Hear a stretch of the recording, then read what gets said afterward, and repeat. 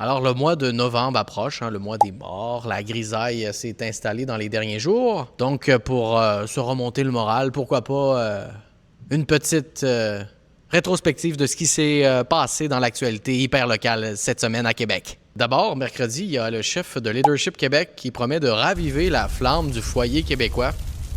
Disons, à tout de moins à Québec, là. C'est que Sam Hamad s'est engagé cette semaine à abolir la réglementation là, entourant les foyers d'ambiance à Québec. Mais la plus grosse annonce de la semaine, c'est vraiment celle de Bruno Marchand lundi, qui nous a sorti un véritable lapin de son chapeau. Le chef de Québec, fort et fier, s'est engagé à construire, ou à tout de moins à se lancer dans une démarche visant la construction d'un nouvel incinérateur dans le secteur de la baie de Beauport.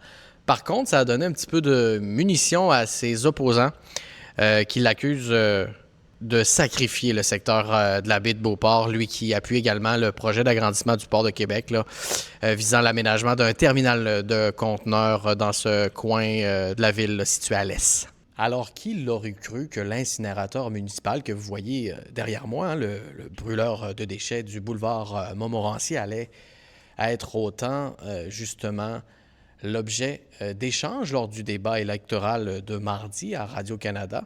Et cette situation démontre que Limoilou, le bras de fer qui se joue actuellement entre Québec fort et fier et Transition Québec bat vraiment son plein, alors que les deux partis vraiment là, bataillent farouchement pour remporter ce district.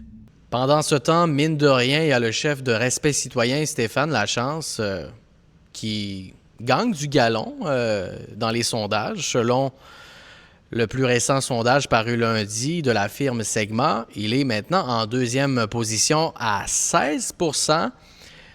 Mais avec plus d'attention vers lui, il y a des médias qui ont donc fouillé un petit peu son passé et ressorti quelques faux pas de sa part. Malgré tout, le chef de Respect citoyen garde le cap et représente aujourd'hui la principale opposition au maire Marchand qui demande une majorité forte au conseil municipal.